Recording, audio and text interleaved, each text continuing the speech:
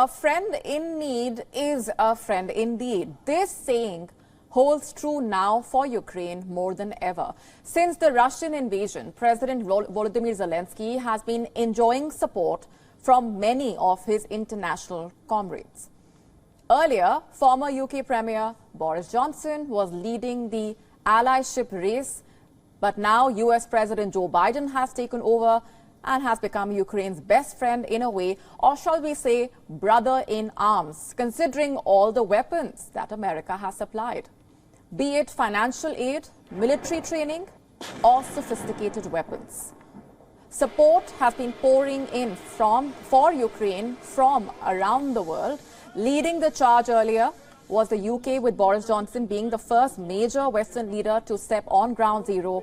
On top of being an outspoken supporter, Johnson has visited Ukraine not once but thrice since the war started. Other European countries like Germany, Poland and France have also shown solidarity by pledging weapons. However, the support from EU members seems to have dampened down since the US entered the picture. The land of liberty has committed nearly twice as much money to Ukraine as all EU members combined, and has now become the biggest supporter of Ukraine in the war. Let's now look into the figures for more clarity. US President Joe Biden has pledged $26.8 billion in military support to Ukraine since the war broke out, and this includes $15.2 billion in weapons and $11.7 billion in defense aid. From HIMARS to NASAMS, the US has supplied all sorts of weapons to Ukraine. And on the second spot is the UK, with a promise of almost $3.6 billion, out of which nearly $1.5 billion are for weapons. The gap between the pledges of both the Western superpowers is striking. Next in the race of camaraderie is Poland, with its support of $1.7 billion. However, amid this show of solidarity, one European country has received criticism for its alleged miserly behavior. France, which has one of the biggest armies in Europe, has been called out for its relatively low spending on Ukraine's defense. The country has delivered weapons worth over $213 million, placing it ninth among the donor countries. The criticism forced the French defense officials to argue that the country's stock of heavy weapons is limited, and they have already done their bit.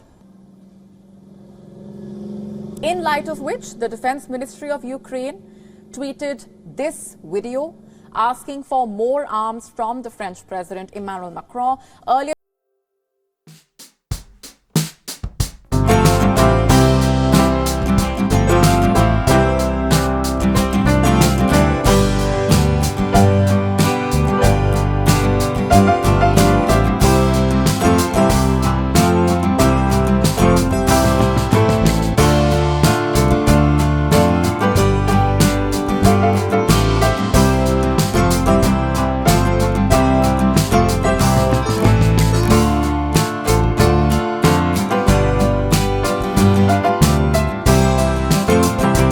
worth noting, the most generous countries are not necessarily those that spend the most.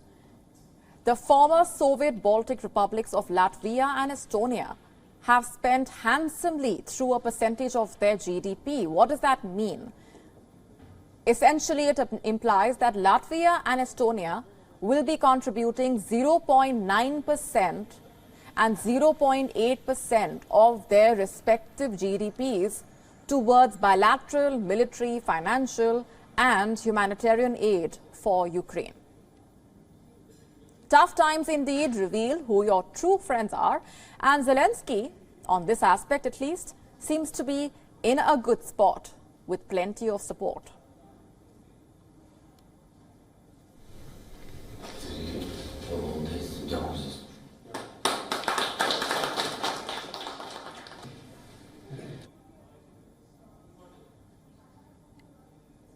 And with us on the broadcast this minute is John Erath. Erath is a policy director of the Center for Arms Control and Non-Proliferation in Washington, D.C. Thanks very much for being here with us, John. As we have outlined for our viewers, the arms contribution by the United States and the EU nations, the US clearly pulling ahead, the EU in a way slowing down. What do you also make of the criticism that has come the way of France for its not so adequate contribution? I think it's reflective of the relative availability of the kinds of arms and equipment that would be most useful for Ukraine.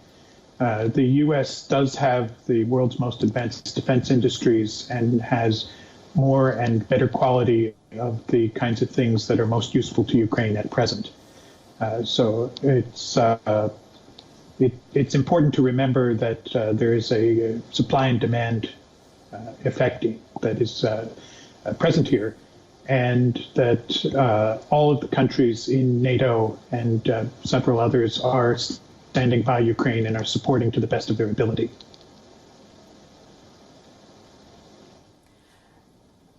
John, let's also talk about your assessment of the kind of support that's come in from the West overall for Ukraine. Of course, we've been talking about the verbal support, the rhetoric and the condemnation, also the support which has already come in the way of the arms supplies, and whether or not that has been sufficient and whether it has matched the expectations of Ukraine and the world.